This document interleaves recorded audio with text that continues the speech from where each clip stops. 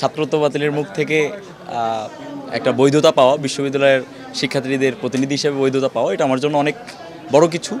আমার কাছে আমার মনে হয় যে শিক্ষার্থীরা আমাকে নতুন একটা জীবন পেতে আমাকে সহযোগিতা করছে। তো সেই অনুযায়ী আমার জায়গা থেকে আমি আমার সর্বোচ্চটা দিয়ে কাজ করব। শিক্ষার্থীরা আমাকে নির্বাচিত করেছে শুধু তাদের জন্য না, আমার জন্য তারা সর্বোচ্চটা দিয়ে করেছে। কারণ আমার না লোকবল ছিল, না একটা সংঘবদ্ধ একটা ইয়া ছিল। যা চেষ্টা করা হয়েছে আমার বন্ধুবান্ধব, সিনিয়র জুনিয়র সকলকে অসংখ্য ধন্যবাদ। আর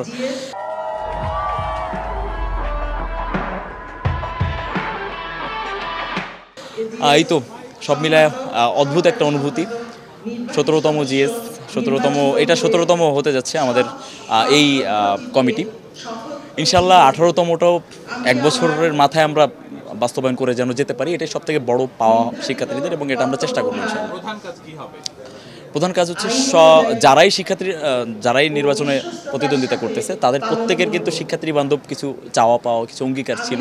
সবার সাথে বসে এগুলা নিয়ে কাজ করা, সবগুলো অঙ্গীকার পূরণ করার সর্বোত্তম প্রচেষ্টা চালানো আর কি।